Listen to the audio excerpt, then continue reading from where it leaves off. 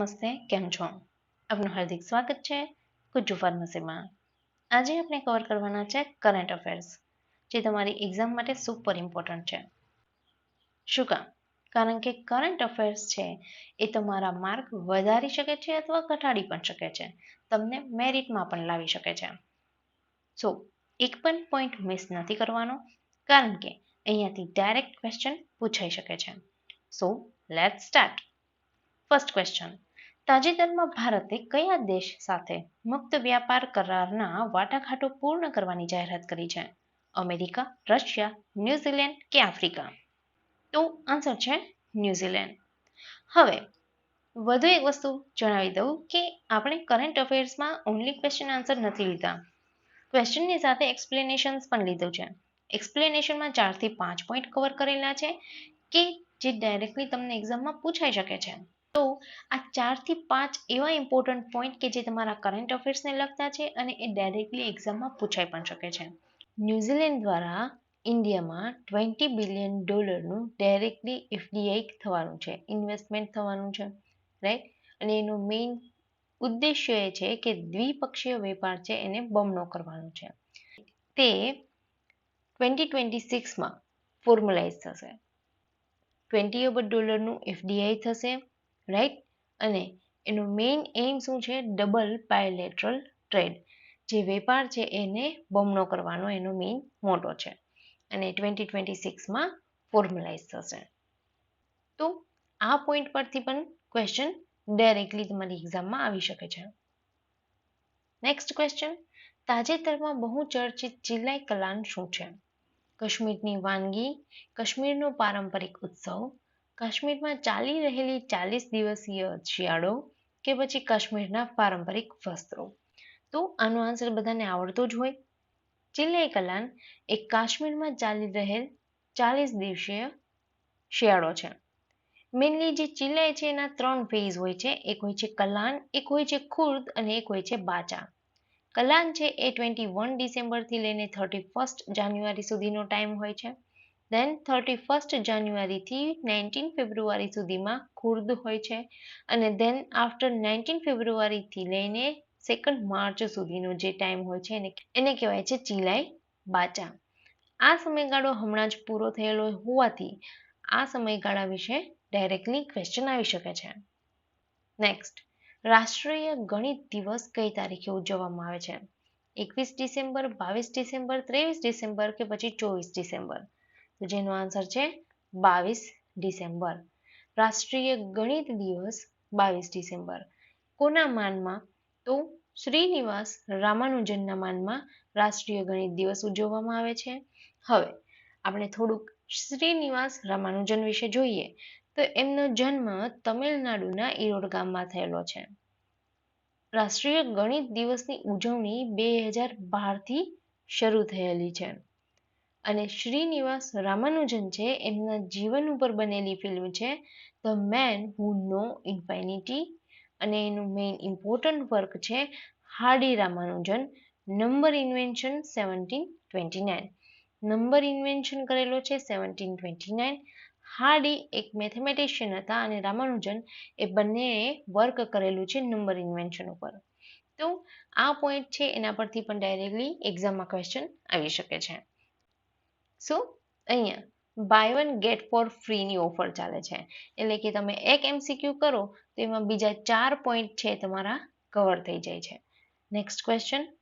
કયા મહિલા ક્રિકેટરે તાજેતરમાં 4000 રન પૂર્ણ કરવાનો ઇતિહાસ રચ્યો છે? સ્મૃતિ માંગાના, શેફાલી વર્મા, મિથાલી રાજ કે હરમનપ્રીત કૌર? તો આન્સર આવે છે સ્મૃતિ માંધાના. સ્મૃતિ માંધાનાએ 4000 રન પૂરા કરેલા છે. હવે અધર પોઈન્ટ્સ આપણે જોઈએ તો એ ફર્સ્ટ ઇન્ડિયન વુમેન છે કે જેને T20માં 4000 રનનો સ્કોર પૂરો કરેલો છે. વર્લ્ડમાં એ સેકન્ડ છે કે જેને 4000 ઇન્ટરનેશનલ T20માં સ્કોર પૂરો કરેલો છે. તો વર્લ્ડમાં ફર્સ્ટ કોણ છે? સુઝી બેટ્સ, કે જે ન્યુઝીલેન્ડના છે. અને સ્મૃતિ માંધાનાએ fastest 4000 in ODI as an Indian player. One day જે ઇન્ટરનેશનલ ટુર્નામેન્ટ હોય છે એ વન ડેમાં 4000નો ફાસ્ટેસ્ટ રેકોર્ડ પણ સ્મૃતિ મંધાનાનો છે અને ઇન્ટરનેશનલ T20માં પણ એમને 4000 સ્કોર કરીને ફર્સ્ટ ઇન્ડિયન વુમન બનેલા છે. જ્યારે વર્લ્ડમાં ફર્સ્ટ કે તો એ આવશે સુઝી બેટ્સ કે જે ન્યુઝીલેન્ડના છે. ઓકે, તો બધા પોઈન્ટ્સ અહીંયા ક્લિયર થયા. Next question. તાજેતરમાં અમેરિકાની બોઈંગ કંપની દ્વારા ભારતીય સેનાને એક હેલિકોપ્ટર પ્રાપ્ત થયું છે, તેનું નામ શું છે? તો કયું હેલિકોપ્ટર છે એ ભારતીય સેનાને મળેલું છે અમેરિકાની બોઈંગ કંપની દ્વારા? આન્સર છે બી, AH-64E અપાચ ગાર્ડિયન હેલિકોપ્ટર. એ અમેરિકાની બોઈંગ કંપનીએ ભારતની સેનાને હેલિકોપ્ટર આપેલું છે. નાવ અધર પોઈન્ટ્સ જોઈએ તો આ જે અપાચ ગાર્ડિયન છે એની એબિલિટી છે ટુ કંટ્રોલ ડ્રોન્સ. એ ડ્રોન્સને કંટ્રોલ કરી શકે છે, રાઈટ. અનમેન્ડ સિસ્ટમ ઇન્ટિગ્રેશન છે, એમાં કોઈ માણસની જરૂર પડતી નથી. It carries advanced missiles and M230 chain gun. એ હેલિકોપ્ટર એડવાન્સ મિસાઇલને કેરી કરી શકે છે પ્લસ M230 ચેઇન ગનને પણ કેરી કરી શકે છે. નેક્સ્ટ, તાજેતરમાં સાંસદમાં રજૂ થયેલ શાંતિ બિલ 2025નું પૂરું નામ જણાવવાનું છે. તો શાંતિ બિલ 2025નું પૂરું નામ શું છે? એનું પૂરું નામ છે sustainable harnessing and advancement of nuclear energy for transforming India. Shanti bill 2025. હવે આ જે શાંતિ બિલ છે એ શિયાળુ સત્રમાં રજૂ થયેલું બિલ છે. વિજ્ઞાન અને ટેકનોલોજીના મંત્રી શ્રી ડોક્ટર જીતેન્દ્રસિંહ દ્વારા રજૂ થયેલું બિલ છે.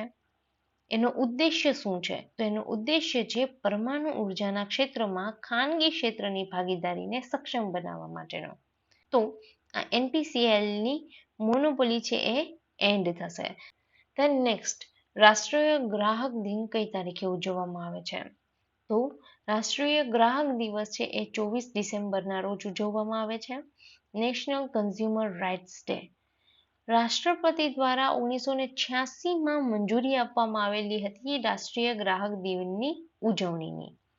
અને આ દિવસની જે 2025ની થીમ હતી એ શું હતી? Efficient and speedy disposal through digital justice. તો આ ક્વેશ્ચન પણ થીમના રિલેટેડ પૂછાઈ શકે છે અથવા તો ક્યારથી મંજૂરી આપવામાં આવેલી છે એ પણ એક્ઝામમાં આવી શકે છે. નેક્સ્ટ, રાષ્ટ્રીય કિસાન દિવસ કોની યાદમાં ઉજવવામાં આવે છે? તો એનો આન્સર શું આવશે? આન્સર આવે છે શ્રી ચૌધરી ચરણસિંહજી. ચૌધરી ચરણસિંહજીના માનમાં રાષ્ટ્રીય કિસાન દિવસની ઉજવણી કરવામાં આવે છે. અને ક્યારે? તો એ 23 ડિસેમ્બરના રોજ એની ઉજવણી કરવામાં આવે છે. ચૌધરી ચરણસિંહજી છે એમનો જન્મ ઉત્તર પ્રદેશના નૂરપુર ગામમાં થયેલો હતો. એ ભારતના 5મા વડાપ્રધાન હતા. 2024માં એમને ભારત રત્ન મળેલો હતો. એમનું સમાધિ સ્થળ છે એ કિસાન ઘાટના નામે ઓળખાય છે અને એમને નાબાર્ડની સ્થાપનામાં મહત્વનો ભાગ લીધેલો છે. હવે આ નાબાર્ડનું ફૂલ ફોર્મ શું છે એ તમારે કમેન્ટ બોક્સમાં કમેન્ટ કરીને જણાવવાનું છે. એટલા માટે કારણ કે તમે પણ કોઈ બી ટોપિક છે તો એને રિલેટેડ સર્ચ કરશો તો એ અલ્ટિમેટલી તમને જ એક્ઝામમાં હેલ્પફુલ રહેશે. તો નાબાર્ડનું ફૂલ ફોર્મ એક્ઝામમાં પૂછાઈ શકે છે. તમારે સર્ચ કરીને એનું ફૂલ ફોર્મ કમેન્ટ બોક્સમાં લખવાનું છે.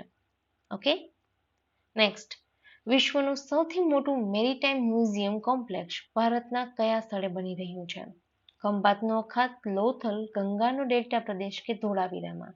તો વિશ્વનું સૌથી મોટું મેરીટાઈમ મ્યુઝિયમ કોમ્પ્લેક્સ ભારતના લોથલમાં બની રહ્યું છે. હવે આ જે મ્યુઝિયમ કોમ્પ્લેક્સ છે એ સાગરમાલા પ્રોજેક્ટ અંતર્ગત બનાવવામાં આવે છે. NMHS દ્વારા નિર્મિત થયેલું છે. અને લોથલ છે તો લોથલ વિશે પણ તમને ક્વેશ્ચન પૂછાઈ શકે છે, રાઈટ. હિસ્ટ્રી રિલેટેડ ક્વેશ્ચન થઈ જાય.